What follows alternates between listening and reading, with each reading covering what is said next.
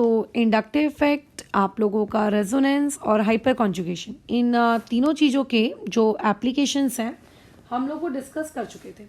देखो, अलग से मेसोमेरिक इफेक्ट के एप्लीकेशन डिस्कस करने का कोई सेंस बैठता नहीं है, क्योंकि जो एप्लीकेशंस आपके रेजोनेंस के हैं वही एप्लीकेशन बेसिकली आपके मेसोमेरिक इफेक्ट का है। क्योंकि मैं कुछ हद तक ये चीज़ कह सकती हूँ कि मेसोमेरिक इफेक्ट एक तरीके से आपका रेजोनेंस ही तो हो गया बराबर।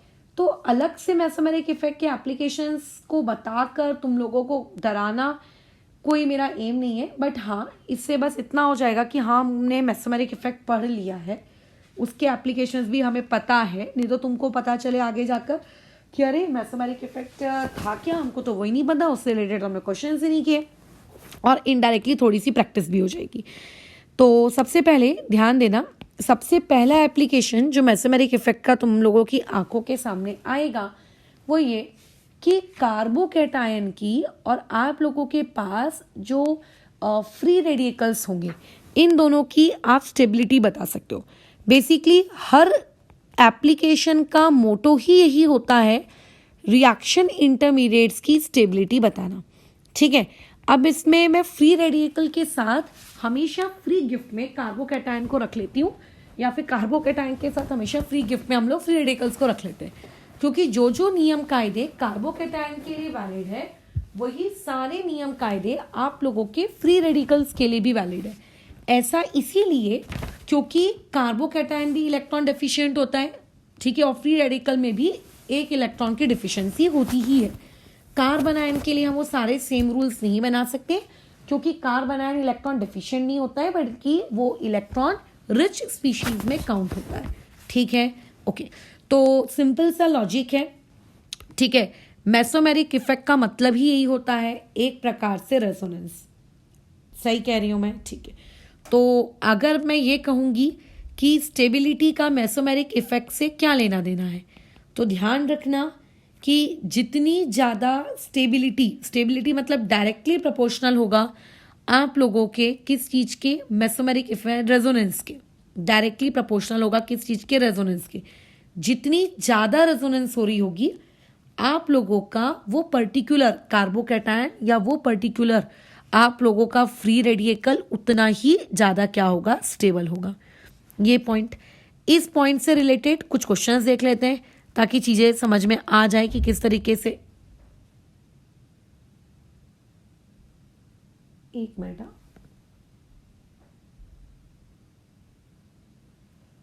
ठीक है, ताकि तुम्हें समझ में आ जाए कि क्वेश्चंस किस तरीके से करने हैं।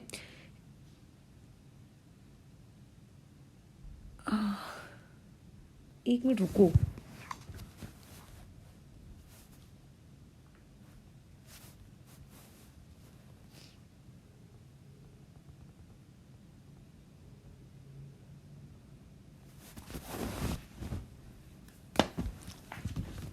हेलो, कोई है क्या?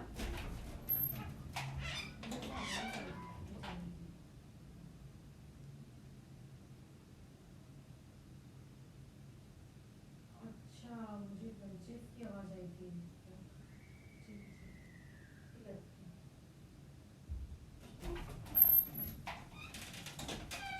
ठीक है, कंटिन्यू करते हैं।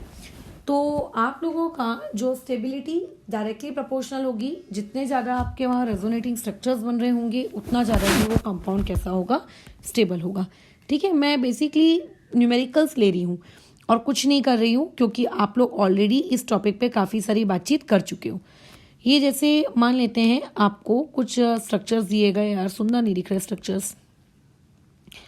ये मान लेते हैं आपके पास एक रिंग है, यहाँ पे CH3 है, यहाँ पे पॉजिटिव है, और उसके बाद ये आप लोगों के पास एक रिंग है, यहाँ पे CH2 है, इस पे पॉजिटिव है, और फिर यहाँ पे डबल बॉन्ड है। ABC आप इसका नाम दे दो।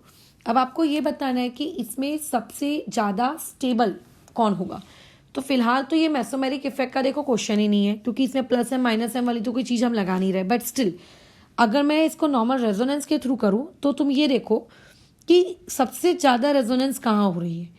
तो सबसे ज़्यादा रेजोनेंस आपको कहाँ देखने को मिल रही है, आप उस चीज़ को चेक करिए। सबसे ज़्यादा रेजोनेंस तो तुम ये देखोगे कि आप लोगों के पास ये देखो पॉजिटिव है, पॉजिटिव के बाद सिंगल बॉन्ड है और सिंगल के बॉन्ड के बाद आपके पास डबल बॉन्ड है। मतलब पहला केस में कॉन्जुगेशन है। कॉन्जुगेशन के जो नियम हमने पढ़े थे वो कॉन्जुगेशन यहाँ है कि नहीं है, बिल्कुल है। तो तुम यहाँ पे कह सकते हो कि यहाँ पे कॉन्जुगेशन है। जो मैं सेकेंड वाले केस में अगर मैं आ जाऊँ तो सेकेंड वाले केस में सिर्फ एक पॉजिटिव चार्ज है और पूरे सिस्टम में कहीं पे भी कोई डबल बॉन्ड नहीं है। इसका मतलब यहाँ पे कॉन्जुगेशन नहीं है। लेकिन क्या इस कार्बोकैटायन को आप किसी तरीके से स्टेबल कर सकते हो? बिल्कुल कर सकते हैं। उस कार्बोकैटायन के आजू बाजू में, ठीक है, उस कार्बोकैटायन के आजू बाजू में CH3 है, ये वाले कार्बन है, ये कार्बन है, ये बेसिकली उसको प्लस आई इफेक्ट से स्टेबलाइज करेंगे। ठीक है, हाइपर कंजुगेशन या नहीं होगी, क्योंकि हाइपर कंजुगेशन के लिए वैसे भी sp2 हाइब्रिडाइज कार्बन एटम होना चाहिए। ठीक है, या फिर नहीं, हाइपर कॉन्जुगेशन होगी पॉजिटिव के बाजू वाला, तो प्लस आई या फिर हाइपर कॉन्जुगेशन के थ्रू वो उसको स्टेबलाइज करेंगे। जो राइट हैंड साइड वाला है उसमें लोगों को देखने से लग सकता है कि वहां पे रेजोनेंस हो रही है, बट बेसिकली वहां रेजोनेंस नहीं हो रही, क्योंकि देखो ये भी आपका सिंगल बॉन्ड, ये भी आपका सिंगल बॉन्ड, आपको तो ऑल्टरनेट सिंगल डबल चाहिए ना, तो यहाँ पे भी रेजोनेंस नहीं हो रही। तो अब इन तीनों स्ट्रक्चर्स में से सिर्फ आपका स्ट्रक्चर नंबर 1 ही इकलौता ऐसा स्ट्रक्चर है जहां पे आप कह सकते हो रेजोनेंस हो रहा है। इसीलिए इन दोनों तीनों स्ट्रक्चर में जो सबसे ज्यादा स्टेबल होगा वो स्ट्रक्चर नंबर ए होगा। क्या ये बात जा रही दिमाग में? ओके। अब आ जाती है स्ट्रक्चर नंबर बी और सी में कंपेयर करने की। तो स्ट्रक्चर नंबर बी में प्लस आई और हाइपर कॉन्जुगेशन दोनों हो रहा है। स्ट्रक्चर नंबर सी में क्या कोई हाइपर कॉन्जुगेशन हो रहा है क्या, उसको चेक करो। तो हाँ, यहाँ पे भी हाइपर कॉन्जुगेशन हो रहा है, लेकिन देखो यहाँ पे जो हाइपर कॉन्जुगेशन हो रहा था वो कितने अल्फा कार्बन्स की वजह से हो रहा था वो तुम्हें काउंट करने चाहिए। तो तुम ये देखोगे 7 अल्फा कार्बन्स, और यहाँ पे जो हाइपर कॉन्जुगेशन हो रहा है ये सिर्फ और सिर्फ इस कार्बन की वजह से होगा, क्योंकि कार्बोकैटायन के जस्ट बाजू वाला कार्बन हम देखते हैं ना, तो यहाँ तो सिर्फ एक ही हाइड्रोजन है, तो यहाँ पे भी आप लोगों के पास हाइपर कॉन्जुगेशन हो रही है, बट एक अल्फा हाइड्रोजन की वजह से। तो अब तो तुम्हें ये समझ में आई क्या होगा कि ये वाला ऑर्डर ऐसा क्यों है। ठीक है, इस तरीके से स्टेबिलिटी के अकॉर्डिंग तुम्हें क्वेश्चंस क्या करने पड़ते हैं, अरेंज करने पड़ते हैं। अभी जो टेस्ट हुआ उसमें तुम लोगों को, वैसे कुछ लोगों को कम कम मार्क्स आए हैं, हो सकता है सिर्फ वीडियोस के थ्रू शायद समझ नहीं पाए हो कि अच्छा ये किस तरीके से ऑपरेट हो रहा है। कुछ लोगों को अच्छे भी आए हैं, मैं ये भी बता दूं, सबको बुरे नहीं आए। तो जिनको नहीं समझ में आया है कि एक बार में किस तरीके से ये चीज़ें जा रही हैं, उन्हीं लोगों के लिए स्पेसिफिकली मैं इलस्ट्रेशंस वापस रिपीट कर रही हूँ।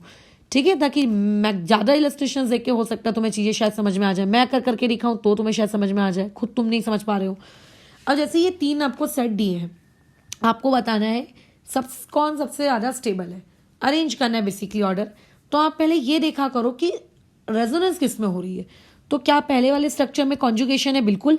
देखो positive charge, single bond, double bond, अरे यार ठीक है, positive charge, single bond, double bond, single bond, double bond, ये देखो अच्छी खासी यहाँ से लेके यहाँ तक की आपको कॉन्जुगेशन मिल रही है। ठीक है, हाँ। क्या बी वाले स्ट्रक्चर में कॉन्जुगेशन हो रही है? देखो positive, single bond, double bond, single bond और एक और सिंगल बॉन्ड आ गया, मतलब कॉन्जुगेशन सिर्फ यहाँ तक हो पाई। बाजू वाले के जैसे एक और डबल बॉन्ड तक गई क्या? नहीं, बिल्कुल नहीं गई। अच्छा, अब उसके अलावा एक और चीज देखिएगा ध्यान से, ये पॉजिटिव वाली कैसी कॉन्जुगेशन है? देखो सिंगल बॉन्ड यहाँ पे दिख रहा है तुमको, फिर सिंगल के बाद क्या आना चाहिए था? डबल आना चाहिए, लेकिन यहाँ तो दोनों तरफ सिंगल बॉन्ड है। मतलब इससे ये सीखो कि राइट हैंड वाले स्ट्रक्चर में तो किसी भी प्रकार से कोई कॉन्जुगेशन ही नहीं हो रही। ठीक है, यहाँ पे 2 पाई बॉन्ड्स तक आप कह सकते हो कॉन्जुगेशन आपको ऑब्जर्व होने को दिख रही है, और यहाँ पे सिर्फ 1 पाई बॉन्ड तक ही आपको कॉन्जुगेशन देखने को मिल रही है। तो सबसे ज्यादा कॉन्जुगेशन किस में हुई दिख रहा है? एस वाले में। तो ऑब्वियसली स्टेबिलिटी का ऑर्डर ये होगा। बाकी कोई दूसरे इफेक्ट्स लाइक इंडक्टिव, मेसोमेरिक, ये सब आपको देखने, मतलब नॉट मेसोमेरिक, हाइपर कॉन्जुगेशन, ये सब देखने की नीड ही नहीं, क्योंकि इन सबसे सुपीरियर कौन होता है? मेसोमेरिक या फिर कह सकते हो रेजोनेंस। पहले इसको देखो, और जो इसमें अगर आपको ऐसा लग रहा हो कि नहीं यार ये 2 फैक्टर्स तो यहाँ पे दोनों में सेम आ गए हैं, तो कॉन्जुगेशन के बेसिस पे तो अब इसको हम लोग कंपेयर कर नहीं सकते, तो फिर किसी दूसरे फैक्टर में मूव करो। लेकिन जो चीज़ सबसे पहले तुम्हारे दिमाग में आनी चाहिए वो क्या आनी चाहिए? अगेन कॉन्जुगेशन ही आना चाहिए। ठीक है। अच्छा, जैसे ये देखो CH2 पॉजिटिव, यहाँ पे अगेन मान लेते हैं आप लोगों के पास ये रिंग है, यहाँ पे एक बॉन्ड, यहाँ पे दूसरा बॉन्ड, और यहाँ पे नहीं नहीं नहीं नहीं यहाँ नहीं लगाते, इसको कर देते हैं यहाँ पर CH2 पॉजिटिव, और यहाँ पर ये आप लोगों की एक कंप्लीट रिंग 1 2 3, और यहाँ पे CH2 पॉजिटिव। अब बताओ, अब तो कोई भी पगला बता देगा। देखो कैसे, पॉजिटिव है, सिंगल है, और उसके बाद डबल है, पॉजिटिव है, सिंगल है, डबल है, सिंगल है, डबल है, 2 बॉन्ड तक कॉन्जुगेशन हो रही है। पॉजिटिव है, सिंगल है, उसके बाद डबल है, सिंगल है, डबल है, सिंगल है, डबल है, सिंगल है। समझ रहे हो, मतलब इनडायरेक्टली इस डायरेक्शन में कॉन्जुगेशन हो रही है, वो एक 3 बॉन्ड तक हो रही है। तो सबसे ज़्यादा यहाँ पे स्टेबल कौन होगा? C, उसके बाद आप लोगों का B, और उसके बाद जो आएगा ऑर्डर वो कितना होगा? E। तो ये रहेगा तुम लोगों के कॉन्जुगेशन का ऑर्डर, तो स्टेबिलिटी का ऑर्डर। तो सबसे पहले क्या चेक किया करो? सबसे पहले ये चेक किया करो कि वहाँ पर आप लोगों के मॉलिक्यूल में, ठीक है, कहीं पर कॉन्जुगेशन का फिनोमेना तो वर्क नहीं कर रहा। पहले कॉन्जुगेशन के बेसिस पे आप लोगों को आंसर निकालने की हमेशा कोशिश करनी है। अब जैसे मान लेते हैं ये तुम लोगों को ठीक है स्ट्रक्चर्स मैंने दे दिए,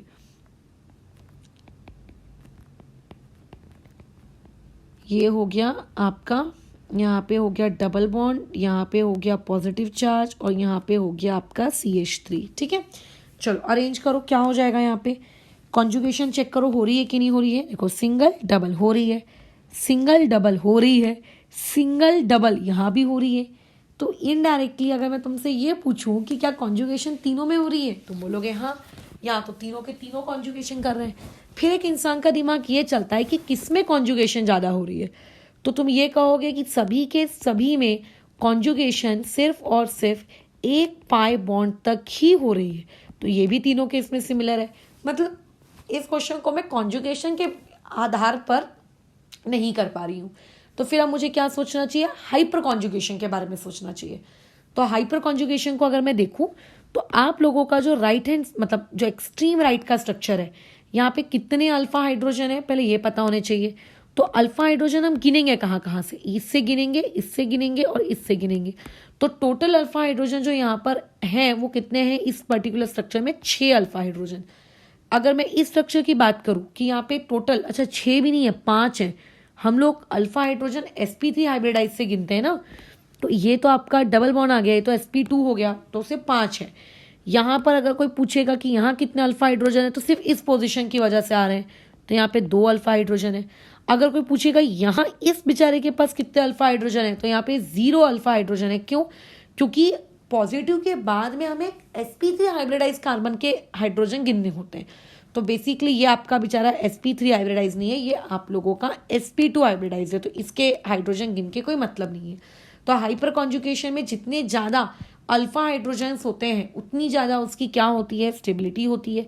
तो यहाँ पे जो ऑर्डर है वो आप लोगों का इस तरीके से, तो हर बार आंसर हाइपर कॉन्जुगेशन से आ जाएगा ऐसा नहीं होता है। ठीक है, अच्छा अब जैसे एक और क्वेश्चन ले लेते हैं। CH2 double bond CH single bond CH2 positive, ये पहला। दूसरा हो गया C6H5 और यहाँ पे आ गया CH2 पॉजिटिव, ये दूसरा। अब ध्यान में रखना C6H5 का मतलब यहाँ पे ये नहीं होता है 6 कार्बन की चेन। C6H5 ये जब बेंजीन रिंग जब एज अ लोकेंट बिहेव करती है, ठीक है, जब हम लोग बेंजीन रिंग को एज ए लोकेंट बिहेव करवाते हैं तो उसके लिए जो हम नाम यूज करते हैं दैट नेम इज फिनाइल। ठीक है, जो नाम आप यूज करते हो दैट नेम इज फिनाइल। तो C6H5 इज योर फिनाइल। ये कौन है? आप लोगों का फिनाइल ग्रुप है, समझ रहे हो? अच्छा, अब C6H5 में कितने, यहाँ पे कितने पाई बॉन्ड्स होते हैं? यहाँ पे 3 पाई बॉन्ड्स होते हैं। बेंजीन रिंग इमेजिन कर पा रहे हो ना? ठीक है, तो देखो पॉजिटिव है, सिंगल है, और तो फिर बेंजीन रिंग के अंदर तो ऑल्टरनेट डबल तो आपको मिल ही जाएगा। बट मैं ये कह रही हूँ कि यहाँ पे कॉन्जुगेशन तो हो रही है, इसमें तो कोई डाउट नहीं है। बेंजीन रिंग है और उसमें कॉन्जुगेशन ना हो तो कैसे पॉसिबल है? लेकिन यहाँ पे कॉन्जुगेशन आपकी 3 पाई बॉन्ड्स तक जा रही है। और जो लेफ्ट हैंड साइड का स्ट्रक्चर है, क्या इसमें कॉन्जुगेशन हो रही है? बिल्कुल, इसमें भी कॉन्जुगेशन हो रही है। बट इसकी जो कॉन्जुगेशन है ये सिर्फ और सिर्फ कहाँ तक पहुँच रही है? अप टू आपके 1 पाई बॉन्ड। और अगर ये कॉन्जुगेशन आपके सिर्फ 1 पाई बॉन्ड तक है और एक तरफ कॉन्जुगेशन आपके 3 पाई बॉन्ड तक है, तो तुम मुझे बताओ कि सबसे ज़्यादा स्टेबल कौन होगा। सबसे ज़्यादा स्टेबल होगा राइट हैंड साइड वाला, इसीलिए बी की स्टेबिलिटी ए के कंपेयर में क्या होगी, ज़्यादा होगी। ठीक है। अच्छा, और दूसरी एक और इम्पॉर्टेंट नोट जो तुम्हें पता होना चाहिए, आगे जब हम लोग रिएक्शन मैकेनिज्म पढ़ेंगे तो उस वक्त तुम लोगों को ये चीज़ें बताई नहीं जाएंगी, उस वक्त डायरेक्ट नाम इस्तेमाल किया जाएगा। तो नाम से आपको पहचानते आना चाहिए किसको हम लोग क्या कहते हैं। जैसे कि पहला note, is somebody ask you benzyl carbocation. ठीक है। So what do you mean by the term benzyl carbocation. जैसे बेंजाइल कार्बोकैटायन के बदले कभी कभी ऐसा भी आता है बेंजाइल अल्कोहल, बेंजाइल वर्ड। तो आपको समझना पड़ेगा कि बेंजाइल मतलब क्या। बेंजाइल मतलब बेंजीन रिंग, और बेंजीन रिंग की किसी भी कार्बन पे एक कार्बोकैटायन। क्या ये होता है? बिल्कुल नहीं। मेजॉरिटी ऑफ लोग यही गलती करते हैं। बेंजाइल कार्बोकैटायन का मतलब उनके अकॉर्डिंग ये होता है कि बेंजीन और बेंजीन के ऊपर कार्बोकैटायन। नहीं, इसका जो करेक्ट स्ट्रक्चर है वो ये है कि बेंजीन रिंग होती है, बेंजीन रिंग की किसी भी पोजीशन पे एक कार्बन होता है, और उस कार्बन पे जब पॉजिटिव चार्ज होता है then that carbocation is known as आप लोगों का बेंजाइल कार्बोकैटायन। ये गलती मत करना। और दूसरी गलती तो नहीं होती, बट यूजुअली लोग इस चीज को भूल जाते हैं। ये फॉरगॉट मतलब भूलने वाली चीज है। अलाइल कार्बोकैटायन, या फिर वो कंफ्यूज हो जाते हैं अलाइल और विनाइल के बीच में। तो अलाइल कार्बोकैटायन किसको कहते हैं? एक डबल बॉन्ड वाला सिस्टम होता है, उस डबल बॉन्ड वाले सिस्टम से एक आपका कार्बोकैटायन जुड़ा होता है। ठीक है, उसको हम लोग कहते हैं अलाइल। विनाइल के साथ कंफ्यूज मत हो जाना। ठीक है। और ऊपर ये जो हमने रिजल्ट निकाला, तो इससे क्या समझ में आया कि ये कौन है आपका बेंजाइल कार्बोकैटायन है, और ये कौन है आप लोगों का, ये आप लोगों का अलाइल कार्बोकैटायन है। तो इससे क्या मैं ये कह सकती हूँ कि हमेशा आप लोगों का जो बेंजाइल कार्बोकैटायन होगा उसकी स्टेबिलिटी अलाइल कार्बोकैटायन से क्या होगी, ज़्यादा बेटर होगी। ये वाला कार्बोकैटायन आपका ज़्यादा बेटर होगा। कैसे? क्योंकि उसमें ज़्यादा एक्सटेंट तक रेजोनेंस हो रही है, यानी कि ज़्यादा रेजोनेटिंग स्ट्रक्चर्स बन रहे हैं, और जितनी ज़्यादा रेजोनेटिंग स्ट्रक्चर्स बनेंगे स्टेबिलिटी उतनी ही क्या होगी, ज़्यादा। यही सेम लॉजिक आप लोग कहाँ पे अप्लाई कर सकते हो? फ्री रेडिकल्स के केस में भी अप्लाई कर सकते हो। ठीक है, समझ में हो? अच्छा, अब फॉर एग्जाम्पल मान लेते हैं तुमको मैंने एक ऑर्डर दे दिया, फ्री रेडिकल्स के टर्म्स में ये ऑर्डर दे रही हूँ।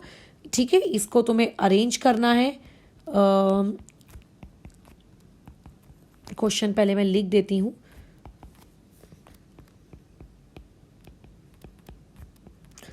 पॉजिटिव की जगह पर याद रखेंगे यहाँ पर फ्री रेडिकल भी हो सकता है। अगर फ्री रेडिकल भी हुआ तो भी इस चीज़ का जो आंसर है वो वही आएगा जो कार्बोकैटायन के लिए आ रहा है। ठीक है, कार्बोकैटायन के लिए अलग आंसर, फ्री रेडिकल के लिए अलग आंसर, ऐसा नहीं होगा। ठीक है, आंसर इसका वेरी नहीं करेगा। ये क्वेश्चन तुम लोगों के सामने मैंने दिया है, इसको तुम्हें अरेंज करना है। ठीक है, किस बेसिस पे अरेंज करना है? इसकी स्टेबिलिटी के बेसिस पे अरेंज करना है। ये एक पूरा अच्छा खासा तुमको सेट बनाकर दे दिया है। चलो इसमें एक और को इंक्लूड कर लेते हैं, CH2 डबल बॉन्ड CH और ये positive, this is vinyl carbocation. अगर खुद डबल बॉन्डेड सिस्टम के ऊपर में ही क्या आ जाए, कार्बोकैटायन क्रिएट हो जाए तो याद रखना सबसे पहला क्राइटेरिया होना चाहिए किसी भी सिस्टम में स्टेबिलिटी चेक करने का कि उसके अंदर रेजोनेंस हो रहा है कि नहीं हो रहा है। तो जितने लोगों पे रेजोनेंस हो रहा है वहाँ पे RR में लिखती जाती हूँ, जहाँ नहीं हो रहा है वहाँ पे NR में लिखती जाती हूँ। पहला वाला मॉलिक्यूल नो रेजोनेंस तो NR हो गया। दूसरा वाला कोई रेजोनेंस नहीं होगी, क्योंकि रेजोनेंस होने के लिए क्या जरूरी है, कॉन्जुगेशन। तो यहाँ तो यार कोई कॉन्जुगेशन ही नहीं है। थर्ड वाला बिल्कुल यहाँ पे रेजोनेंस है। क्यों? क्योंकि ये C6H5 है, C6H5 इज या बेंजीन रिंग, और बेंजीन रिंग में रेजोनेंस होता है। ये वाला नो रेजोनेंस, ये वाला आपका बिल्कुल यहाँ पे ये 3 है, कंफ्यूज मत होना। यहाँ पे आप लोगों का रेजोनेंस हो रहा है क्योंकि बेंजीन रिंग है। यहाँ पे अगेन नो रेजोनेंस, यहाँ पे रेजोनेंस हो रहा है, यहाँ पे रेजोनेंस हो रहा है, यहाँ पे कोई रेजोनेंस नहीं हो रहा। पॉइंट टू बी नोटेड, ये आप लोगों का गलती वाला पॉइंट है। हाँ, इसको भी तुम लोग रेजोनेंस में काउंट कर लोगे, ये मिस्टेक पॉइंट है। कह रहे डबल बॉन्ड तो दिख रहा है, हमने जो कॉन्जुगेशन पढ़ी है उस कॉन्जुगेशन के नियम क्या पढ़े, positive single double, positive double नहीं चाहिए, पॉजिटिव के बाद सिंगल भी तो चाहिए। ठीक है, तो ये आप लोगों का रेजोनेंस यहाँ पे नहीं हो रहा है। अब इतना तो हमेशा याद रखना, जिस चीज में रेजोनेंस हो रहा होगा उसकी स्टेबिलिटी कई गुना ज्यादा होगी as compare to the one जिनमें रेजोनेंस नहीं हो रहा है। ठीक है, तो अभी किस किस में रेजोनेंस हो रहा है? आपके सी में रेजोनेंस हो रहा है, आपके डी में रेजोनेंस हो रहा है, आपके एफ में रेजोनेंस हो रहा है और आपके जी में रेजोनेंस हो रहा है। यानी कि सी डी और कौन हो गए, 1 2 3 4, नहीं सी डी नहीं, सी ई और आपका एफ नहीं, जी और एच, इन चारों में रेजोनेंस हो रहा है। इनकी स्टेबिलिटी ज़्यादा होगी as compare to A, as compare to B, as compare to D, as compare to आप लोगों का जो रिमेनिंग पार्ट है। ठीक है, उनके कंपेयर में इनकी स्टेबिलिटी बहुत ज़्यादा होगी। पहले तो ये तुम लोगों के दिमाग में रहना चाहिए। क्यों ज़्यादा होगी ये समझ में आ गया है? ठीक है, अच्छा, क्योंकि वो रेजोनेंस कर रहे हैं। अब मुझे अगर मान लेते हैं इसमें ये पता लगाना हो कि सबसे ज़्यादा स्टेबल कौन है, तो मैं ये देखूंगी कि सबसे ज़्यादा रेजोनेंस किस में हो रही है। तो यहाँ पे देखो C6H5 का मतलब होता है एक बेंजीन रिंग। एक बेंजीन रिंग के अंदर होते हैं टोटल 3 पाई बॉन्ड, तो C6H5 वो भी 3 टाइम्स है। मतलब टोटल इनडायरेक्टली कितने पाई बॉन्ड्स हो गए?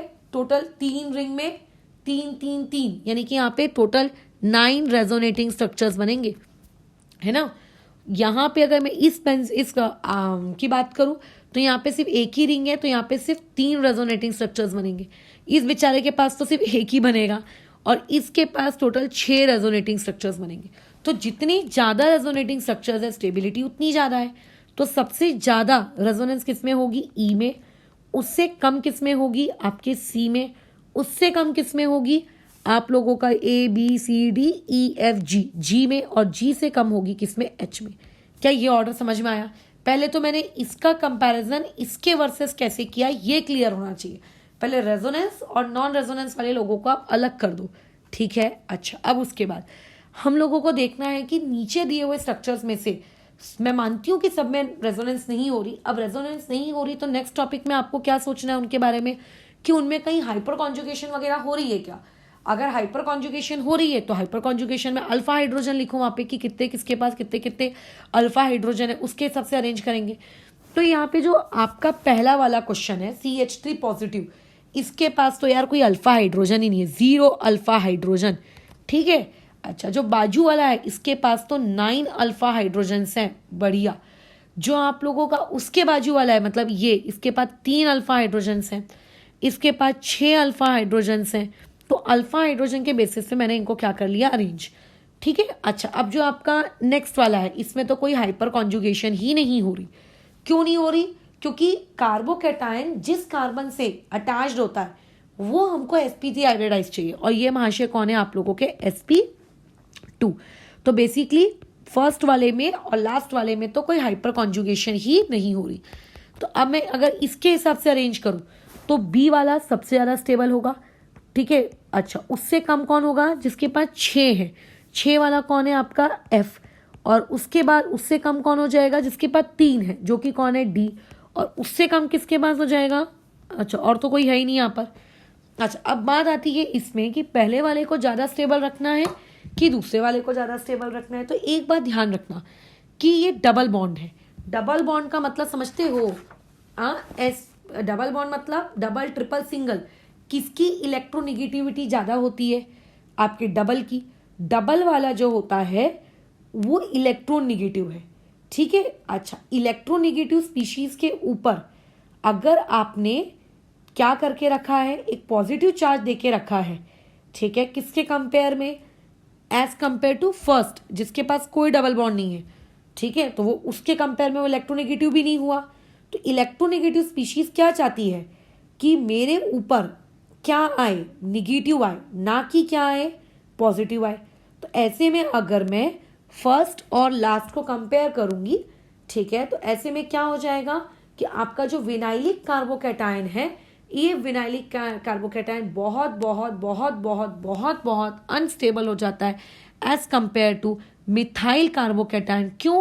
क्योंकि यहाँ पे पॉजिटिव चार्ज आप लोगों के किस पर है? एक इलेक्ट्रोनिगेटिव स्पीशीज पर है। समझ रहे हो? इलेक्ट्रोनिगेटिव स्पीशीज पर। तो ये जो अनस्टेबिलिटी है, ये अनस्टेबिलिटी उसको अच्छी नहीं लगती, जिसकी वजह से वो लीस्ट स्टेबल कार्बोकैटायन आपका होता है। बस खत्म। ये इस तरीके का अरेंजमेंट। ठीक है, तो मतलब बेसिकली मेसोमेरिक इफेक्ट क्या है? रेजोनेंस ही तो है। तो अगर आपको रेजोनेंस के नियम कायदे पता है तो आप आसानी से सारा काम कर सकते हो। अब देखो यहाँ पे हम लोग मेसोमेरिक इफेक्ट का एक छोटा सा तड़का लगाते हैं। मेसोमेरिक इफेक्ट ज़्यादा आपको पढ़ने में पता है कहाँ आएगा, जब तुम एसिडिटी और बेसिसिटी पढ़ोगे, वहाँ तुम्हें मजा आएगा मेसोमेरिक इफेक्ट का, वहाँ तुम्हें भेजा लगाना होगा। ठीक है, अभी फिलहाल कैसा है, अभी मैंने जितने भी क्वेश्चन कराए तुम एक तरीके से कह सकते हो कि मैंने सारे क्वेश्चंस रेजोनेंस के ही करवा दिए practice problem, but mesomeric effect के मैंने नहीं कराए। मेसोमेरिक इफेक्ट आपको ज़्यादा इफेक्टिवली समझ में आएगा, या फिर कह सकते हो ज़्यादा इफेक्टिवली आप अप्लाई तब कर पाओगे जब आप एसिडिटी और बेसिसिटी को पढ़ोगे। ठीक है, अच्छा, क्योंकि मेसोमेरिक इफेक्ट का मतलब ही होता है कि फंक्शनल ग्रुप इंक्लूड होने चाहिए। अब मेरे पास ये 3 चीज़ें हैं, मुझे इनको स्टेबिलिटी के अकॉर्डिंग अरेंज करना है। तीनों ही बेंजीन रिंग है, तीनों में ही रेजोनेंस हो रही है, तीनों में ही 3-3 पाई बॉन्ड्स हैं, मतलब नंबर ऑफ रेजोनेटिंग स्ट्रक्चर्स भी तीनों में सेम होंगे। तीनों में कार्बोकेटाइन जिस कार्बन पे मौजूद है वो कार्बन भी तीनों के इसमें सेम है। तीनों में जो फंक्शनल ग्रुप होता है वो भी सेम है। So basically what is the point of difference? So point of difference यहाँ पे ये है कि NO2 की पोजीशंस अलग हो रही हैं। तो एक नोट जो तुम्हारी लाइफ का सबसे इंपॉर्टेंट नोट है, जिसे तुम्हें नहीं भूलना है, लेकिन मैं अगेन बताती हूँ, जो चीज़ें मैं तुमसे बोलती हूँ कि नहीं भूलना है, या फिर यहाँ पे एक स्टूडेंट मिस्टेक करता है, तुम वहाँ पे वो मिस्टेक्स करते हो। ठीक है, क्योंकि मैं कैसा है खुद इस फेज से गुजर चुकी हूँ और मैं ऑलमोस्ट हर साल किसी ना किसी को पढ़ाती हूँ, तो मुझे पता रहता है कि स्टूडेंट कहाँ मिस्टेक कर सकता है, मुझे उसके ग्लिच पता है कि अच्छा यहाँ पर इसकी नस है, ये दुखती रख है, इसको दबा दोगे तो गलती हो जाएगी। ठीक है, तो ये वही दुखती रख है। हम लोग मेसोमेरिक इफेक्ट में या रेजोनेंस में इतना डूब जाते हैं कि हम लोगों को क्वेश्चन सॉल्व करते वक्त पहला तो हम लोग ऑर्थो इफेक्ट को ध्यान में नहीं रखते, स्टेरिक हिंड्रेंस, जो कि आप इसके आगे की क्लास में सीखोगे, और दूसरा हम लोग इसको ध्यान में नहीं रखते कि आप लोगों का मेटा पोजिशन पे रेजोनेंस काम नहीं करती। ठीक है, याद रखना, at meta position mesomeric don't work. Meta position पे आप लोगों का रेजोनेंस कहो या फिर आप ये कहो कि आपका जो मेसोमेरिक इफेक्ट है, चाहे प्लस हो या चाहे माइनस हो, ठीक है, मेटा पोजिशन पे वोंट वर्क, ये काम नहीं करती, बिल्कुल नहीं करती। क्यों नहीं करती? जिस दिन मैंने थ्योरी पढ़ाई थी आप लोगों को मेसोमेरिक इफेक्ट की, उस दिन तो मैं बताया था कि चाहे ग्रुप इलेक्ट्रॉन डोनेटिंग लगे कि चाहे इलेक्ट्रॉन क्या कहते हैं विड्रॉइंग लगे, आखिर बैंड बचती है तो ऑर्थो और पैरा की ही बचती है। मेटा पे ना तो कभी एक्सेस में पॉजिटिव आता है, ना तो मेटा पे कभी एक्सेस में निगेटिव जनरेट होता है। ये आप लोगों की लाइफ का अभी तक का वेरी वेरी इंपॉर्टेंट नोट है। ठीक है, जैसे ये तुम्हारा इंपॉर्टेंट नोट है कि रेजोनेंस ज़्यादा सुपीरियर होती है एज कंपेयर टू हाइपोकॉन्जुगेशन, और हाइपर कॉन्जुगेशन ज़्यादा सुपीरियर होती है एज कंपेयर टू इंडक्टिव, वैसे ही आपका बहुत इंपॉर्टेंट नोट है। ये गलत यहाँ पे मिस्टेक होती ही होती है। आगे अब ये क्वेश्चन आ गए, अब तुम खुद सोचो, क्या मैंने तुमको कार्बोकैटायन की स्टेबिलिटी सिखाई है? बिल्कुल सिखाई है, इंडक्टिव इफेक्ट में सिखाई है, हाइपर कॉन्जुगेशन में सिखाई है। फिलहाल यहाँ पर क्या इन तीनों केसेस में कॉन्जुगेशन या फिर रेजोनेंस है? बिल्कुल, इसके पास भी रेजोनेंस है, इसके पास भी रेजोनेंस है, इसके पास भी रेजोनेंस है। क्या यहाँ पे इन सभी के पास रेजोनेटिंग स्ट्रक्चर्स भी सेम है? बिल्कुल मैडम, यहाँ पे तीनों के रेजोनेटिंग स्ट्रक्चर्स भी सेम है, क्योंकि सभी के पास 3 पाई बॉन्ड है। अच्छा, क्या यहाँ पे इन सबके पास फंक्शनल ग्रुप भी सेम है? बिल्कुल, यहाँ पे इनके फंक्शनल ग्रुप भी सेम है। क्या यहाँ पे इनके कार्बोकैटायन की डिग्री भी सेम है? तो बिल्कुल, यहाँ पे तो कार्बोकैटायन की डिग्री तक सेम है। बताओ, सभी कार्बोकैटायन यहाँ पे कितने हैं? 1-1 डिग्री के हैं। अच्छा, क्या आप यहाँ पे एक और पॉइंट सोच लेते हैं हम लोग हाइपर कॉन्जुगेशन के नज़र से। ठीक है, तो क्या किसी में भी हाइपर कॉन्जुगेशन हो रहा है? किसी में भी हाइपर कॉन्जुगेशन नहीं हो रहा, क्योंकि हाइपर कॉन्जुगेशन होने के लिए ज़रूरी क्या है कि कार्बोकैटायन जिस कार्बन से कनेक्टेड है उस कार्बन का sp3 हाइब्रिडाइज्ड होना, और ये तो sp2 हाइब्रिडाइज्ड है, तो यहाँ तो कॉन्जुगेशन मतलब हाइपर कॉन्जुगेशन तो नहीं हो रही। अच्छा, अगर हाइपर कॉन्जुगेशन भी नहीं हो रही तो फिर कौन से इफेक्ट को देखेंगे? हम देखेंगे इंडक्टिव इफेक्ट को। और जैसे कि तुम जानते हो कि इंडक्टिव इफेक्ट जो होता है ये एक कैसा इफेक्ट होता है, ये आप लोगों का एक डिस्टेंस ऑपरेटिव इफेक्ट है, यानी कि जितना आप डिस्टेंस बढ़ाओगे इंडक्टिव इफेक्ट उतना ही क्या होता जाएगा? बोलो, कम होता जाएगा। तो इन दैट केस अभी फिलहाल ये एक जीके फैक्ट हमें पता होना चाहिए, जो कि हमें पता है। दूसरा जीके फैक्ट हमें ये पता होना चाहिए कि जो ग्रुप मैंने रिंग को लगाकर रखा है वो ग्रुप स्वयं कैसा ग्रुप है। तो जो NO2 होता है ना, NO2 आप लोगों का -M ग्रुप होता है, ठीक है। ऐसे ग्रुप जिनमें पाई बॉन्ड होते हैं, NO2 का स्ट्रक्चर जानते हो ना तुम लोग कैसा होता है, ये ऐसा होता है ना NO2 का स्ट्रक्चर। तो पाई इलेक्ट्रॉन्स जिन जिन ग्रुप्स के पास होते हैं वो सभी के सभी -M शो करते हैं। तो ये -M का मतलब इलेक्ट्रॉन खींचेगा, है ना, इलेक्ट्रॉन खींचेगा। इसके अलावा ये -I भी करता है, मतलब इनडायरेक्टली NO2 ग्रुप का एक ही काम होता है, और वो एक काम क्या होता है, इलेक्ट्रॉन को विड्रॉ करना। अब कार्बोकैटायन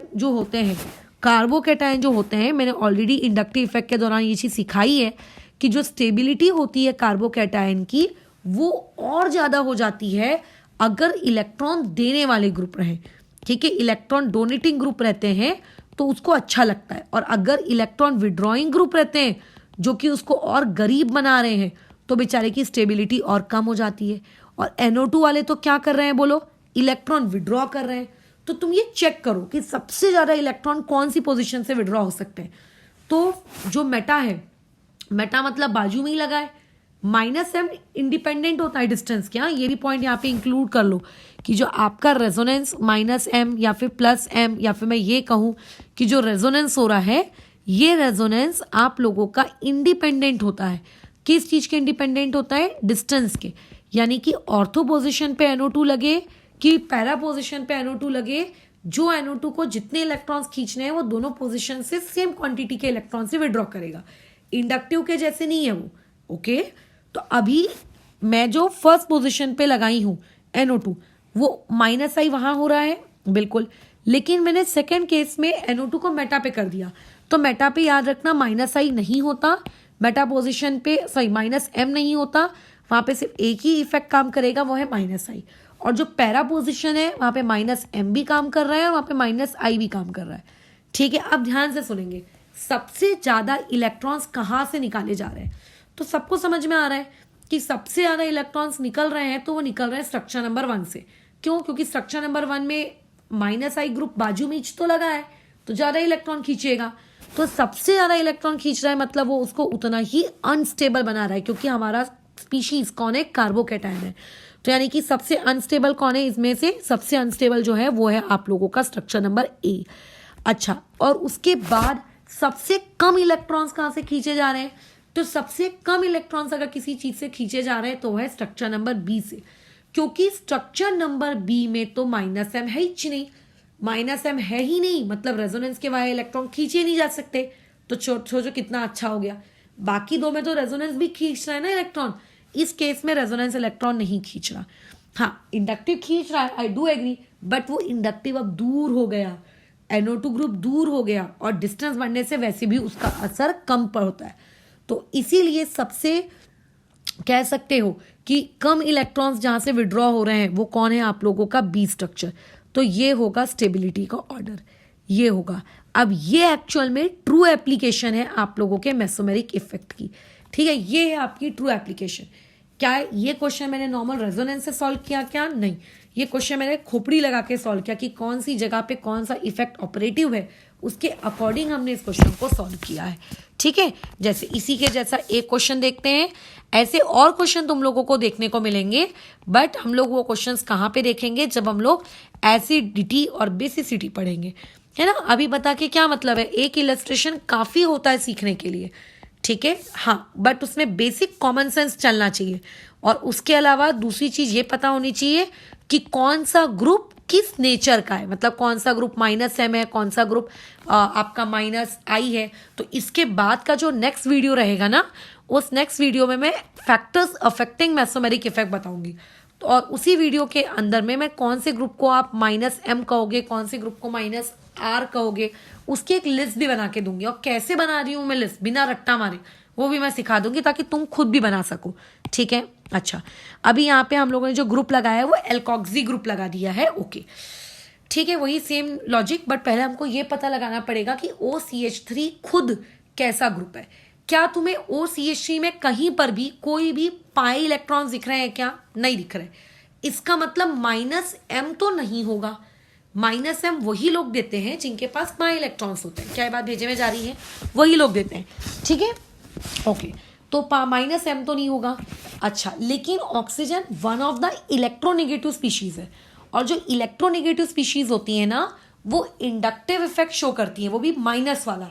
इलेक्ट्रोनेगेटिव स्पीशीज माइनस वाला फिनोमिना शो करती है। तो ये कौन सा देगा, माइनस आई इफेक्ट, ये देगा माइनस आई इफेक्ट, और ये भी देगा माइनस आई इफेक्ट। इंडक्टिव तो तुम जानती हो डिस्टेंस डिपेंडेंट होता है इनवर्स में। क्या OCH3 प्लस एम देता है कि माइनस एम? माइनस एम तो नहीं दे सकता क्योंकि पाई इलेक्ट्रॉन्स नहीं है। प्लस एम देने के लिए लोन पेयर्स होने चाहिए। क्या इसके पास लोन पेयर्स हैं? बिल्कुल लोन पेयर्स होते हैं ऑक्सीजन के पास, तो वो लोन पेयर्स आके डोनेट कर सकता है। ऑक्सीजन इलेक्ट्रोनेगेटिव है इसीलिए माइनस आई कर रहा है, और ऑक्सीजन के पास क्योंकि लोन पेयर है इसीलिए वो प्लस एम कर रहा है। तो बेसिकली यहां पर देखो ऐसा हो रहा है, मतलब एक फेनोमेना के थ्रू इलेक्ट्रॉन दिए जा रहे हैं और एक फेनोमेना के थ्रू इलेक्ट्रॉन लिए जा रहे हैं। But since all we know that कि रेजोनेंस आप लोगों की काफी डोमिनेटिंग होती है किसके कंपेयर में, इंडक्टिव के कंपेयर में। यानी कि माइनस आई से अगर इमेजिन करो 2 इलेक्ट्रॉन लिए जा रहे होंगे तो प्लस एम बदले में 2000 इलेक्ट्रॉन सप्लाई कर रहा होगा। समझ रहे हो? मैं ये नहीं कह रही कि माइनस आई सप्रेस हो गया, जैसे तुम्हारे बैंक बैलेंस से मैंने 2 रुपए निकाल लिए और बदले में 20 लाख रुपए डाल दिए, तो पैसे निकालने का कोई असर पड़ा क्या तुम पर? कोई असर नहीं, क्योंकि रिटर्न में जो चीज मिली वो कंपैरेटिव टू निकाली गई क्वांटिटी के बहुत बहुत ज्यादा थी। तो इसीलिए माइनस आई का उतना असर नहीं पड़ेगा जितना कि प्लस एम का पड़ेगा। प्लस एम का मतलब होता है इलेक्ट्रॉन डोनेट करना, और हमारे पास इस बार जो रिएक्शन इंटरमीडिएट है वो कौन है, कार्बोकैटायन। और सिंस अभी अभी तुमको मैंने बताया कि कार्बोकैटायन को इलेक्ट्रॉन देने वाले ग्रुप पसंद है, तो सबसे ज्यादा इलेक्ट्रॉन किस पोजीशन पे मिल रहे हैं, सबसे ज्यादा इलेक्ट्रॉन मिलेंगे उसको किस पोजीशन पे? तो तुम मुझे बोलोगे कि हर पोजीशन पे, इस पोजीशन पे सबसे ज्यादा इलेक्ट्रॉन मिलेंगे, तुम्हारा कहना है ना। लेकिन अगेन मैंने जैसे क्या बताया, माइनस एम या प्लस एम इंडिपेंडेंट होता है डिस्टेंस के। तो ऑर्थो पोजीशन पे आप लगाओ कि पैरा पोजीशन पे लगाओ, दोनों ही पोजीशन से वो बराबर संख्या में इलेक्ट्रॉन सप्लाई कर रहा है। परंतु डिफरेंस क्या है कि ऑर्थो पोजीशन पे OCH3 का जो माइनस आई है वो इलेक्ट्रॉन विड्रॉ भी तो कर रहा है। अगर आप मान लेते हैं प्लस 2000 कर रहे हो तो वो जो उसका माइनस आई है वो -3 कर रहा है। लेकिन जब आप पैरा के रिस्पेक्ट में सोचोगे तो जो OCH3 है उसके प्लस एम की वजह से तो अभी भी प्लस 2000 हो रहा है, क्योंकि प्लस एम को डिस्टेंस से कोई फर्क नहीं पड़ता। लेकिन इंडक्टिव तो अब दूर हो गया ना, और इंडक्टिव अगर दूर हो गया तो अब मान लो माइनस में सिर्फ एक ही छोड़ा है। तो अब मुझे बताओ नेट कहाँ ज्यादा रहा? नेट ज्यादा रहा आपकी कौन सी पोजीशन पे, पैरा पोजीशन पे। यानी कि सबसे ज्यादा इलेक्ट्रॉन्स कहाँ पर हैं, पैरा पोजीशन दे रही है इलेक्ट्रॉन सबसे ज्यादा कार्बोकैटायन को, ऑर्थो नहीं दे रही। क्यों नहीं दे रही ऑर्थो? क्योंकि ऑर्थो से निकाले भी तो जा रहे हैं इस वजह से, तो ऑर्थो नहीं दे रही। अच्छा पैरा दे रही है। अब पैरा तो सबसे आगे आ गई स्टेबिलिटी के मामले में। अब ऑर्थो वर्सेस मेटा में कंपैरिजन करो, तो जैसा कि मैं कूट के बता चुकी हूं कि मेटा पोजिशंस पर मेटा पोजिशंस पे आप लोगों का ऑर्थो रेजोनेंस काम नहीं करता। यानी कि यहाँ पे सिर्फ और सिर्फ इलेक्ट्रॉन लिए जा रहे हैं, दे नहीं रहा है कोई। तो ये तो कॉमन सेंस है कि फिर तो बेटर आपकी कौन सी पोजीशन होगी, ऑर्थो पोजीशन ही आप लोगों की बेटर होगी। इसीलिए ये जो ऑर्डर है ये इस तरीके का हो जाएगा, C A और उसके बाद B। समझ रहे हो? अभी तक कैसा था, सिर्फ रेजोनेंस पढ़ते आ रहे थे, और रेजोनेंस पढ़ते आने से क्या हो रहा था कि अरे ये तो हमको आता है, ये तो हमको आता है। लेकिन अब आएगा तुम्हारी लाइफ में मेसोमेरिक, और मेसोमेरिक में तुम्हें अपनी खोपड़ी चलानी पड़ेगी, बहुत इंटरेस्टिंग है। अब इमेजिन करते हैं इसी सेम क्वेश्चन को मैंने कार्बोकैटायन हटा दिया होता, और कार्बोकैटायन हटाने के बाद मैंने वहां पे क्या जनरेट कर दिया होता, कार्ब अनायन। तो क्या मुझे अभी भी यही सेम ऑर्डर मिल रहा होता? कतई नहीं। कार्ब अनायन के केस में ये जो ऑर्डर है ये चेंज हो जाता। अब इसमें कई लोगों का एक बहुत ही गंदा सा मिथ होता है कि मैडम हमने कार्बोकैटायन के अकॉर्डिंग ऑर्डर को अरेंज कर दिया, अज्यूम करते हुए कि वहां पे कार्बोकैटायन है, और कार्ब अनायन के लिए हमने ऑर्डर रिवर्स कर दिया। ऐसा वो सोचते हैं, लेकिन ऐसा नहीं करना, ठीक है। Don't reverse order. मतलब उनको लगता है कि कार्बोकैटायन के लिए अगर स्टेबिलिटी का ऑर्डर CAB आ रहा था तो अभी कार्ब अनायन के केस में वो ऑर्डर उसका रिवर्स हो जाना चाहिए, ठीक है। मे भी कुछ क्वेश्चंस में हो भी जाएगा, बट ऐसा मत करना फालतू के, ठीक है। 2 मिनट लगेगा, बल्कि 2 मिनट भी नहीं लगता, एक बार प्रैक्टिस हो जाए। लॉजिकली सोचना, जैसे लॉजिकली सोचोगे तो क्या पता चलता है कि कार्ब अनायन की जो स्टेबिलिटी होती है, ठीक है, स्टेबिलिटी जो होती है किस चीज की, कार्ब अनायन की, वो डायरेक्टली प्रोपोर्शनल होती है इलेक्ट्रॉन विड्रॉइंग ग्रुप की। मतलब जितने ज्यादा इलेक्ट्रॉन विड्रॉइंग ग्रुप रहेंगे वो उतना ही ज्यादा क्या होगा, स्टेबल होगा। और जितने इलेक्ट्रॉन डोनेटिंग ग्रुप रहेंगे वो बेचारा उतना ही क्या होगा, अनस्टेबल। अभी अभी OCH3 को लेकर मैं ऑलरेडी ऊपर प्रवचन दे चुकी हूं, तो मुझे नहीं लगता कि मुझे नीचे प्रवचन देने की नीड है। अब तुम्हें इसको स्टेबिलिटी के अकॉर्डिंग अरेंज करना है, परंतु ये कार्बन आयन है। कार्बन आयन को कैसे लोग चाहिए, इलेक्ट्रॉन विड्रॉ करने वाले। तो इस बार तुम्हें ये देखना है कि सबसे ज्यादा इलेक्ट्रॉन्स कहाँ से विड्रॉ हो रहे हैं, सबसे ज्यादा इलेक्ट्रॉन्स कहाँ से विड्रॉ हो रहे हैं। तो तुम ये देखोगे कि ऑर्थो और पैरा पोजिशन जो है, ऑर्थो और पैरा पोजिशन जो हैं वो इलेक्ट्रॉन विड्रॉ तो कर रही हैं, बट बदले में इलेक्ट्रॉन दे भी तो रही है प्लस एम के थ्रू, और प्लस एम तो बहुत ज्यादा ताकतवर होता है। लेकिन जो मेटा पोजिशन है, मेटा पोजिशन में एक ढेला इलेक्ट्रॉन नहीं जा रहा है, बल्कि इलेक्ट्रॉन निकाला जा रहा है। तो इनमें जो सबसे ज्यादा स्टेबल पोजिशन है, इनमें जो सबसे ज्यादा स्टेबल पोजिशन है, सबसे ज्यादा स्टेबल पोजिशन, अच्छा मैंने ऊपर में आई थिंक ऑर्डर गलत लिख दिया क्या, नहीं नहीं ठीक है। इनमें जो सबसे ज्यादा स्टेबल पोजिशन है, वो सबसे ज्यादा स्टेबल पोजिशन इस बार कौन सी होगी, बी वाली, क्योंकि बी में एक भी इलेक्ट्रॉन नहीं दे रहा है। अच्छा, उसके बाद बचता है ऑर्थो और पैरा। तो ऑर्थो और पैरा में कहाँ पे ज्यादा इलेक्ट्रॉन्स दिया जा रहा है, तो जैसे मैंने ऊपर डिस्कशन किया था कि प्लस एम तो यार कहाँ पे भी रखो देगा तो 2000 का ईच, लेकिन जो माइनस आई है क्योंकि करीब है तो -3 इलेक्ट्रॉन विड्रॉ करेगा और ये -1 करेगा। तो कहाँ से ज्यादा इलेक्ट्रॉन्स विड्रॉ हो रहे हैं, पहली वाली से। और क्योंकि पहली वाली से ज्यादा इलेक्ट्रॉन्स हो रहे हैं विड्रॉ, तो वो उससे थोड़ा मतलब ज्यादा स्टेबल होगा एज कंपेयर टू सी। तो ये ऑर्डर आ जाएगा, ठीक है। तो बस यही तुम लोगों का मेसोमेरिक इफेक्ट है, उसकी एप्लीकेशन है बेसिकली। वैसे तो इसकी और एप्लीकेशन है, एसिडिक स्ट्रेंथ को हम कंपेयर करते हैं, बेसिक स्ट्रेंथ को हम कंपेयर करते हैं, बट जैसे कि मैंने कहा कि हम लोग पहले एरोमेटिसिटी पढ़ेंगे, ठीक है। आपको आइडेंटिफाई करते आना चाहिए कि कौन से कंपाउंड एरोमेटिक है, कौन से नॉन एरोमेटिक है, और उसके बाद हम लोग मूव करेंगे किस टॉपिक पे, तुम लोगों के ये एसिडिटी और बेसिसिटी वाले पे, ठीक है। चलो तो फिलहाल अभी इस चीज को यहाँ ओवर करते हैं। इसके बाद का जो नेक्स्ट वीडियो रहेगा उसमें आप लोग फैक्टर्स अफेक्टिंग मेसोमेरिक इफेक्ट वाली चीज पढ़ोगे।